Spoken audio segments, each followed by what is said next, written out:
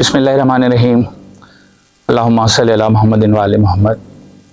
हम अपने तमाम नाजरीन मुसामीन की खिदमत में एक सिलसिलेवार प्रोग्राम लेकर हाजिर हुए हैं और एक तवील सिलसिला है उन हस्तियों की हालात पर मबनी चंद हक़ाइक़ जो हम अपने सामीन और नाजरीन की खिदमत में पेश करना चाहते हैं, जिनकी खिदमत दीन इलाही के लिए जो हैं वो आम तौर पे जिन पहलुओं पे रोशनी नहीं डाली जाती। और चूँकि सोशल मीडिया का दौर है और इस हवाले से हमारे मद्देनज़र एक बात यह है कि जब कोई चीज़ वायरल होती है या सोशल मीडिया पे होती है तो उसमें कोई रिस्ट्रिक्शन नहीं होती कि वो कहाँ तक जा रही है। तो इस एतबार से हमारे जो सुनने वाले और देखने वाले हैं वो एक अनलिमिटेड जो है उसकी एक फ़िगर होती है और उसकी कोई फ़िज़िकल बाउंड्री नहीं होती कि वो सिर्फ़ पाकिस्तान में देखा जाएगा या सिर्फ़ इस्लामी ममालिक में देखा जाएगा या गैर इस्लामी ममालिक में देखा जाएगा। जहाँ जहाँ पे इंसान बसते हैं, जहाँ जहाँ पे ज़िंदगी है, वहाँ वहाँ तक आज सोशल मीडिया की जो है वो रसाई है। और उस हवाले से हमें भी यकीन है कि ये प्रोग्राम जो हम रिकॉर्ड कर रहे हैं ये भी दुनिया भर में जहाँ जहाँ पे भी सोशल मीडिया देखने वाले लोग हैं या यूट्यूब पे लोग देखते हैं और दूसरी जगह पे जब चीज़ वायरल होती है तो वो दूसरे भी प्लेटफॉर्म्स हैं जिसके थ्रू लोगों तक पहुंचती है। और दूसरी बात ये कि इसमें कोई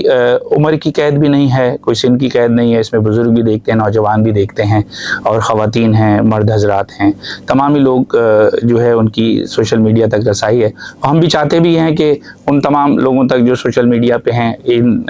हक़ाइक़ तक जो है उनकी रसाई और दस्तरस हो जाए। इसी हवाले से आज का जो हमारा उन्वान है, हमने मोहसिन रिसालत और मोहसिन इमामत सरकार इमरान हज़रत अबू तालिब अलैहिस्सलातु वस्सलाम का हमने इंतखाब किया है। इस हवाले से चंद एक हक़ाइक़ की तरफ मैं रोशनी डालना चाहूँगा और बुनियादी तौर पे एक चीज़ जो मैं अपने सामीन और नाज़रीन को बता दूँ कि दो बातें होती हैं। देखिए, एक गुफ्तगू होती है जो मबनी बर अक़ाइद होती है और एक गुफ्तगू होती है जो मबनी बर अक़ीदा या मबनी बर हकीकत। तो हमने इंतखाब किया है कि हम मबनी बर हकीकत गुफ्तगू करेंगे क्योंकि हम इसमें कोई वो बात जो हक़ाइक़ हैं सबके सामने हैं उनकी तरफ हम रोशनी डालना चाहेंगे और इंशाल्लाह आगे चल के हमारे प्रोग्राम में और गुफ्तगू में आपको ये बात जो है वाज़ेह हो जाएगी कि हम जो गुफ्तगू कर रहे हैं वो मबनी बर हकीकत ही है। देखिए, सिलसिला यूँ है कि सरकार रिसालत माब हज़रत मोहम्मद मुस्तफ़ा सल्लल्लाहु अलैहि वसल्लम सरकार अब्दुल्ला अलैहिस्सलातु वस्सलाम के फ़र्जंद मुबारक और सरकार बीबी मासूमा आमना सलामुल्लाह अलैह के फ़र्जंद अर्जुमंद जब सरज़मीन अरब पे तशरीफ़ लाए तो उस वक्त तारीकी छाई हुई थी और माशरा जो है तमाम तर बुराइयों से उसमें घिरा हुआ था। ऐसे आलम में सरकार रिसालत माब का अरब की सरज़मीन पर आना और हिदायत के साथ मबूस होना, सरकार की ज़िंदगी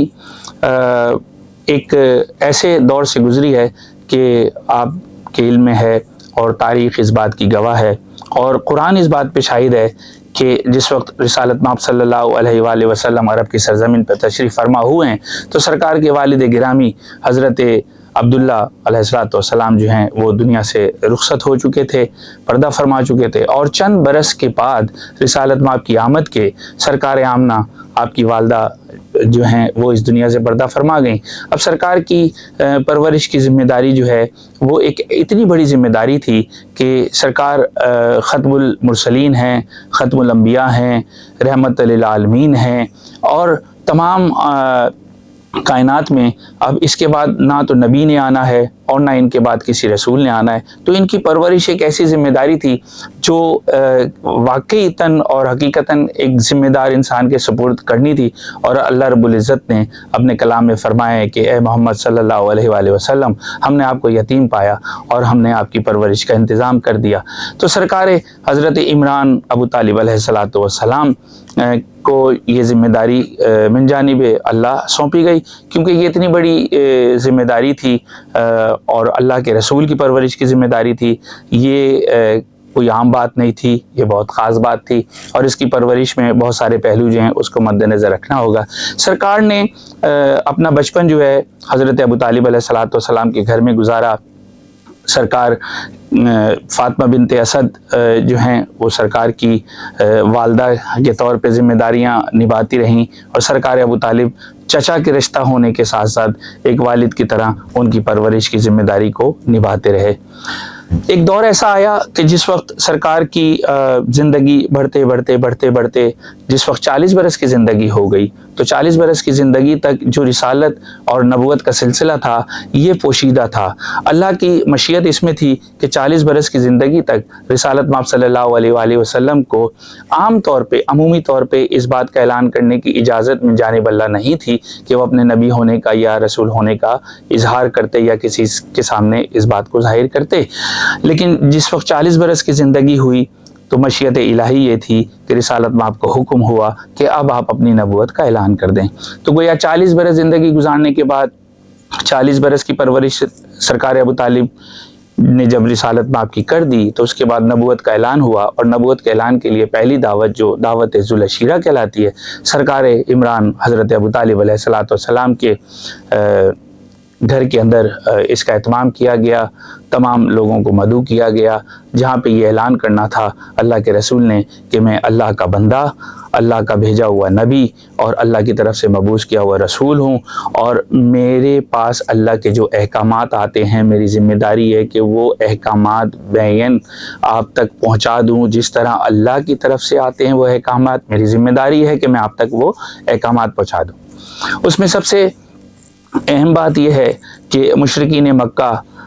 جو مکہ کے سردار بھی تھے، جس وقت یہ اعلان انہوں نے سنا تو ان میں ایک بے چینی پائی گئی، چونکہ رسالت مآب صلی اللہ علیہ وآلہ وسلم نے جو دعوت دی تھی وہ وحدت کی دعوت تھی، وہ وحدانیت کا اعلان تھا، وہ اللہ کی الوہیت کا اعلان تھا، اس میں وحدہ لا شریک کا اعلان تھا۔ تو اس اعلان کے ساتھ مشرکین مکہ جو تھے وہ بڑے مضطرب تھے کہ یہ کیا ہو گیا، کیونکہ وہ تو 360 کم و بیش 360 بتوں کی پوجا کرنے والے لوگ تھے، وہ تو مشرکین تھے، ان میں تو شرک کوٹ کے بھرا ہوا تھا۔ لیکن جب رسالت مآب صلی اللہ علیہ وآلہ وسلم نے یہ اعلان کیا کہ اللہ کی ذات وہ ذات ہے جو وحدہ لا شریک ہے، اس کا کوئی شریک نہیں ہے، لا الہ الا اللہ محمد رسول اللہ،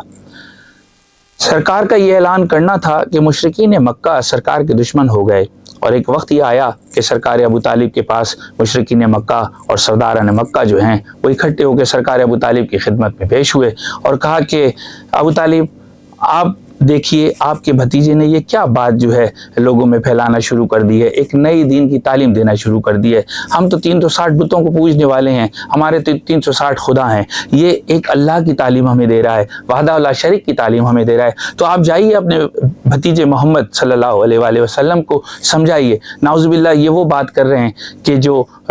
ہم جس پر یقین نہیں رکھتے، تو یہ کیوں اس کی پرچار کر رہے ہیں، اگر یہ ایسا کریں گے تو پھر ہم ان سے سختی کے ساتھ نمٹیں گے۔ سرکار ابو طالب نے مشرکین مکہ کی بات سنی اور اس کے بعد اپنے بھتیجے حضرت محمد مصطفیٰ صلی اللہ علیہ وآلہ وسلم کی خدمت میں پیش ہوئے اور اس کے بعد عرض کیا۔ تاریخ بتاتی ہے کہ حضرت ابو طالب علیہ السلام نے حضرت محمد مصطفیٰ صلی اللہ علیہ وآلہ وسلم کو یہ سمجھانے کی کوشش کی کہ بیٹا جس دین کی تم پرچار کر رہے ہو، جس دین کی تم تعلیم دے رہے ہو، جس دین کا تم اعلان کر رہے ہو، کیا تم ان کے کہنے سے اس سے باز آ سکتے ہو؟ نہیں، اس کو ایک دوسرے پیرائے میں دیکھیے۔ 40 برس تک جس ہستی نے حضرت محمد مصطفیٰ صلی اللہ علیہ وآلہ وسلم کی پرورش کی ہو، کہنے والے کہتے ہیں نا کہ پوت کے پاؤں پالنے میں نظر آ جاتے ہیں، یعنی وہ کیا کر سکتا ہے آگے چل کے، کیا اس کی کیپیبلٹیز ہیں، کیا اس کی پرفارمنس رہے گی فیوچر میں، یہ پتہ چل جاتا ہے۔ اور ایک اس قدر ذی شعور صاحب معرفت اور اللہ کی جانب سے اس کا تعین ہوا کہ کون سرکار رسالت مآب صلی اللہ علیہ وآلہ وسلم کی پرورش کرے گا، اس کے باوجود سرکار ابو طالب علیہ السلام کیا یہ نہیں جان پائے نعوذ باللہ کہ رسالت مآب جو ہیں اس مشرکین مکہ کی بات کو کس طریقے سے پرسیو کر رہے ہیں، یا وہ آگے ان کی بات کو مانیں گے یا نہیں مانیں گے؟ تو قطعی یہ نہیں ہے کہ وہ ان کو سمجھانے گئے تھے، بلکہ اللہ کے نبی کی جو کمٹمنٹ تھی، جو ان کی ڈیڈیکیشن تھی ٹورڈز اپنی جو ذمہ داری ان کی تھی، اس کے لیے سرکار عمران حضرت ابو طالب علیہ السلام نے جا کے ان سے ان کی کمٹمنٹ جاننے کے لیے یہ اقدام اٹھایا کہ ان کے پاس گئے اور کہا کہ یہ لوگ اس طرح کہہ رہے ہیں، کہیے آپ کا کیا کہنا ہے؟ تو تو وہ جو کمیٹڈ تھے اللہ کے رسول اور جو صادق اور امین تھے، جو من جانب اللہ مبعوث کیے گئے تھے دین کی خدمت کے لیے اور دین کی جو تعلیمات ہیں وہ اس عرب معاشرے میں پھیلانے کے لیے اور تمام دنیا میں پھر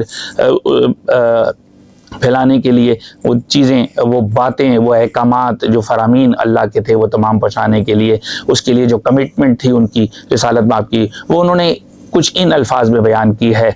جس کا مفہوم یہ ہے کہ اگر میرے دائیں ہاتھ پہ سورج اور بائیں ہاتھ پہ چاند بھی لا کے رکھ دیا جائے، گویا کائنات کی کوئی چیز بھی یہ مجھے دے دیں، کسی چیز کا بھی مجھے لالچ دیں، تو میں اپنی جس ذمہ داری کو اللہ رب العزت نے مجھے سونپا ہے میں اس ذمہ داری سے ایک قدم پیچھے نہیں ہٹوں گا۔ جب یہ کمٹمنٹ سرکار ابو طالب علیہ الصلوۃ والسلام نے اپنے بھتیجے محمد مصطفیٰ صلی اللہ علیہ وآلہ وسلم کی دیکھی تو مشرکین مکہ، سرداران مکہ کے سامنے آ کر کہا کہ میں نے محمد کی کمٹمنٹ دیکھ لی ہے، اور میں اس کے بعد جو سرکار کا اعلان ہے وہ بڑا عجیب اعلان ہے۔ سرکار کہتے ہیں کہ ابو طالب اور ابو طالب کے بیٹوں کی تلواریں صیقل ہیں، اور اب محمد مصطفیٰ صلی اللہ علیہ وآلہ وسلم پر تم ایک غزن بھی نہیں پہنچا سکتے، ان کو ذرا بھی تکلیف نہیں پہنچا سکتے۔ اور اس کے بعد سرکار ابو طالب علیہ الصلوۃ والسلام کی زندگی کا جو تمام تر جو ان کا دائرہ کار تھا ان کی حیات کا، وہ صرف اس پر ہی مبنی رہا کہ کس طریقے سے رسالت مآب کی حفاظت کی جائے۔ اپنے بیٹوں کی طرح بیٹوں کو بھی یہ سمجھایا کہ دیکھو تمہاری زندگیوں سے زیادہ محمد ابن عبداللہ کی زندگی اہم ہے، حضور پاک صلی اللہ علیہ وآلہ وسلم کی، تو اپنے تمام بیٹوں سے زیادہ تر جو ان کی حفاظت ہے اس پہ اپنے بچوں کو بھی معمور رکھا، خود بھی اس پہ معمور رہے، اور یہاں تک ہے کہ اپنے بچوں کو جگہ بدل بدل کر سلایا کرتے تھے کہ کہیں دشمنوں کو یہ پتہ نہ چل جائے اور محمد کو کوئی نقصان نہ ہو جائے، نعوذ باللہ۔ تو اس حوالے سے جو خدمات تھیں وہ سرکار کی جو ہیں وہ 10 برس تک اعلان نبوت کی رہیں، تو گویا 40 برس جو ہیں وہ سرکار کی پرورش کی، اور 10 برس اعلان نبوت کے بعد حضرت عمران ابو طالب علیہ الصلوۃ والسلام جو ہیں وہ کائنات میں رسالت مآب کے ساتھ رہے، ایک پروٹیکشن کے طور پہ رہے، ایک رحمت کے طور پہ سایہ کیا ہوا تھا۔ سرکار ابو طالب کی ذات اتنی بڑی ذات ہے کہ کیا کوئی لب کشائی کر سکتا ہے ان کی ذات کے لیے، کہ جو رحمت للعالمین پہ بھی سایہ کرے، جس نے تمام عالمین پہ اپنی رحمت کا سایہ کیا ہو، اس ذات کے اوپر جو سایہ کرتی ہے، اس کو جو پروٹیکشن دیتی ہے، اس کے لیے جو امبریلا ہے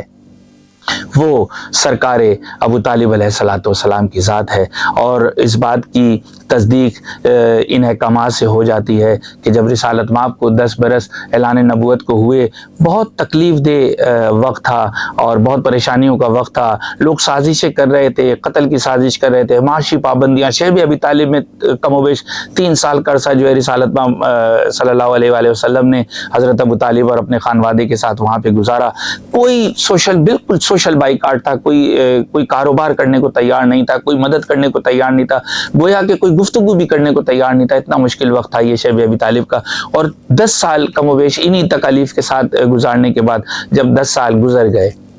اب مشیت الہی یہ تھی کہ اب اسلام نے پھیلنا ہے، اب دین الہی نے پھیلنا ہے، تو اس کو مکے سے باہر جانا ہے۔ تو رسالت مآب کو کہا کہ اے محمد صلی اللہ علیہ وآلہ وسلم، اب آپ مکے سے ہجرت کر جائیں، کیونکہ اب آپ کے سر پہ وہ سایہ، وہ پروٹیکشن جو سرکار ابو طالب کی ذات کے ساتھ تھی، اب وہ نہیں رہی۔ تو یہی سال وہ ہے کہ جس سال حضرت ابو طالب علیہ الصلوۃ والسلام نے وصال کیا، یعنی بعثت نبوت کے 10 سال کے عرصے کے بعد، اور یہی وہ سال ہے کہ جس میں سرکار ختیجہ سلام اللہ علیہا زوجہ حضرت محمد مصطفیٰ صلی اللہ علیہ وآلہ وسلم نے وصال کیا۔ تو یہ سال جو ہے تاریخ عرب میں عام الحزن کے نام سے جانا جاتا ہے، یعنی کہ وہ سال کہ جس میں رسالت مآب نے حزن منایا، پورے سال تک